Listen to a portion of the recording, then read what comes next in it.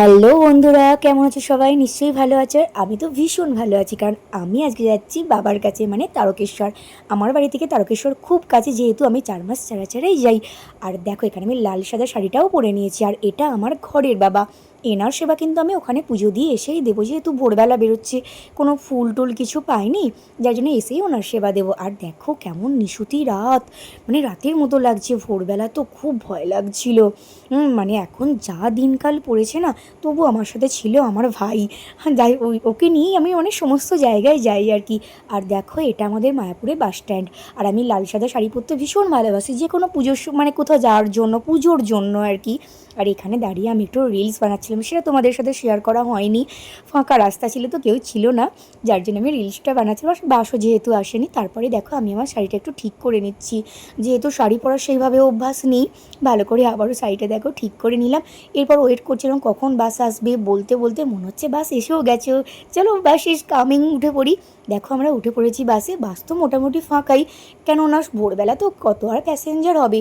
মোটামুটি কিছু প্যাসেঞ্জার ছিল যারা সবজি বিক্রেতা, তারা সোদপুরে নামবে, সোদপুর থেকে খুবই কম দামে সবজি পায় আর কি। তারা মায়াপুরে নেমে ওখানে সমস্ত কিছু বিক্রি করবে, দরদাম করে বেশ। আর দেখো এখন হাই রোডটা খুব সুন্দর হয়ে গেছে, তাই না? কিন্তু মুথারাঙ্গার রাস্তাটা ভীষণই খারাপ, কারণ মানে সরকার ওখানের দিকে নজর দিচ্ছে না। আর বলতে বলতে আমরা এসেও গেছি তারকেশ্বর। হর হর মহাদেব, জয় বাবা তারকনাথ।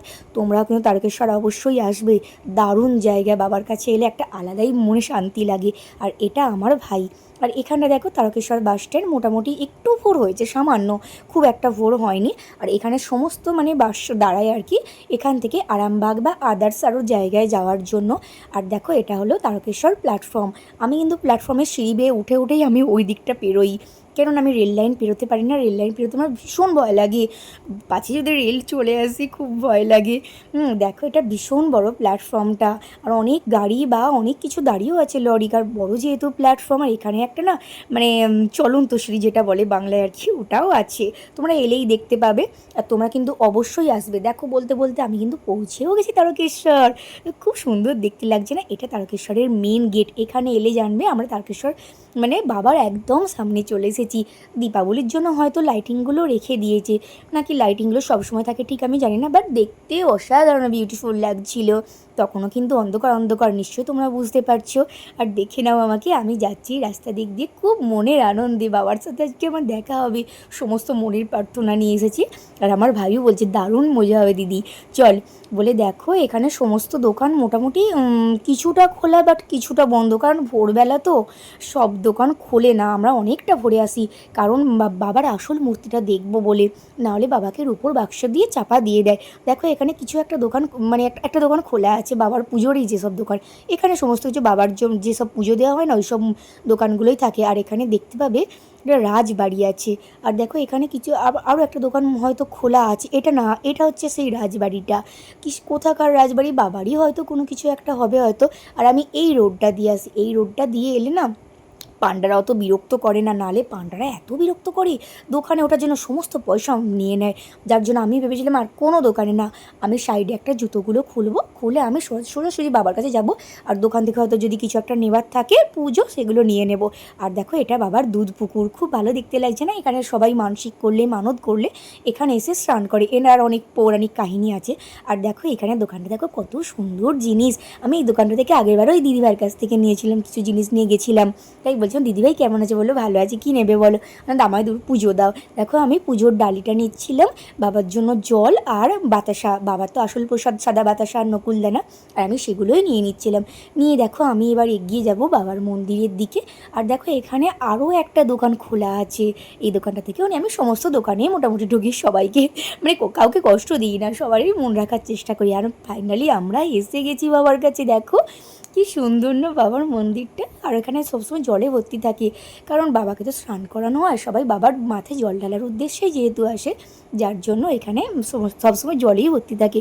আর দেখো, তোমাদেরকে দেখাচ্ছি, একটু ভালো করে দেখো, বাবাকে দেখা যাচ্ছে। এটা কিন্তু ভিডিও করতে দেয় না, আমি কিন্তু লুকি ক্লিপটা করেছি। অবশ্যই তোমরা বলো হর হর মহাদেব, সকলকে সুস্থ রেখো, ভালো রেখো। আর দেখো, এটা বাবা তারকনাথের মন্দির। তোমরা নিশ্চয়ই বাবা তারকনাথের সেই সিনেমাটা দেখেছো, বাবা তারকনাথের, তখন থেকে এটা এরকম রকমই রয়েছে, মেরামত করা হয় কিন্তু একই রকমভাবে মেরামত করা হয়, মানে একই রকম স্টাইলসগুলো রাখা হয় বা পাথরগুলো একদম পরিষ্কার পরিচ্ছন্ন, খুব সুন্দর। এখানে আমার ভাই ভিডিও করছে, দেখো আমরা লাইনে দাঁড়িয়ে আছি বাবার মাথায় জলটা ঢালবো বলে, ভাবছিলাম কখন পুজো মানে বাবার পুজোটা হবে, তারপর বাবার পুজো আসল মূর্তিটাকে ঢেকে দেবে, তো তারপর আমাদেরকে জল ঢালতে দেবে। অনেকক্ষণ ধরে দাঁড়িয়েই ছিলাম, যাক দাঁড়িয়ে থাকতে অসুবিধা কিছু হচ্ছে না, বাবার কাছে এসেছি বলে কথা, বাবার জন্য একটু কষ্ট তো করতেই পারি। আর দেখো এখানে হরিনাম সংকীর্তন হয়েছিল, দামোদর মাস বলে বৈষ্ণবরা এসেছিল, বাবাকে ভোরবেলা থেকে হরে কৃষ্ণ নাম শোনাচ্ছিল, দারুণ লাগছিল, মানে এত সুন্দর, আমার তো চোখ দিয়ে জল বেরিয়ে যাচ্ছিল, আমি তো বলে বোঝাতে পারবো না। আর দেখো এটা বাবার গদি, তোমরা যদি কোনোদিন এখানে আসো বাবার গদিতে অবশ্যই প্রণামী দিয়ে যাবে, অন্য কোথাও দেবে না, এটা বাবার প্রসাদের জন্য কাজে লাগে। আর দেখো এখানে বৈষ্ণবরা সবাই আছে, ব্রাহ্মণ বৈষ্ণব সকলেই আছে, তারা হরে কৃষ্ণ নাম শোনাচ্ছে, খোল করতাল বাজাচ্ছে, খুব সুন্দর লাগছে। দেখো এখানে বাবার গদিতেও কিছু ব্রাহ্মণ থাকে, ওনারা বসে থাকে, ব্রাহ্মণ বৈষ্ণব সবাই আছে আর কি। এখানে দেখো ওনারা হলেন পান্ডা বা ব্রাহ্মণ, মহাদেবের আর মহাদেবের জন্য যারা পুজো করেন আর কি। আর দেখো আমি এখানে বাবার গদিতে আমার শ্রাদ্ধ মতো আমি কিছুটা পয়সা ওখানে দিচ্ছি, আমি প্রত্যেকবারেই এসে দিয়ে যাই ওখানে, আমার তো খুব ভালো লাগে, বাবার সেবা ওটা কাজে লাগে, তো যার জন্য আমি আমার শ্রাদ্ধ মতোই দিই। আর ওনারাও কিচ্ছু বলেন না, ওনারা হাসি মুখে সেটা গ্রহণ করেন। দেখো এই একটা দিদি আছে না, উনি ভিডিও করতে বারণ করছিলেন না, আমি তবুও করে নিয়েছি যাকগে। দেখো এখানে নন্দী আছে, নন্দী রিঙ্গি, ওনারাও ভিডিও করতে বারণছে, তবুও আমি তোমাদেরকে দেখানোর জন্য করেছি, দেখো কতটা পরিশ্রম করেছি তাহলে তোমাদের জন্য, তোমাদেরকে দেখানোর জন্য। আর এই যে বাবার দুধ পুকুর এখান থেকে আমি একটু মাথায় জল নিচ্ছি, কারণ এই জল হচ্ছে বাবার স্নানের জলটা পুরো এইখানেই আর কি মেশে, আর এই জলটা মাথায় নেওয়া খুব ভালো, বা বাড়িতে নিয়ে যাওয়া খুব শুভ, দুধ পুকুর বলে কথা। এবার দেখো আমার মোটামুটি হয়ে গেছে, এবার বাড়ির উদ্দেশ্যে যাবো, তার আগে আমি মেয়ের জন্য কিছু খেলনা কিনে নিয়ে যাব, বা তারকেশ্বর এসেছি কিছু নেবো না, এটা তো কোনোদিন হতেই পারে না। বাবার মূর্তি পিকচার যেগুলো যা আছে তাগা, আমি বাড়িতে যেয়ে সেগুলো পরবো বা বাড়ির মানুষজনদেরকেও পরাবো, বা বাপি মা যারা আছে। তো দেখো এবার আমি মোটামুটি চলেই এসেছি বাড়ির দিকে, আমার ভিডিওটা এখানেই আমি শেষ করছি। সবাই ভালো থেকো, সুস্থ থেকো, হর হর মহাদেব। তোমরা অবশ্যই তারকেশ্বরের উদ্দেশ্যে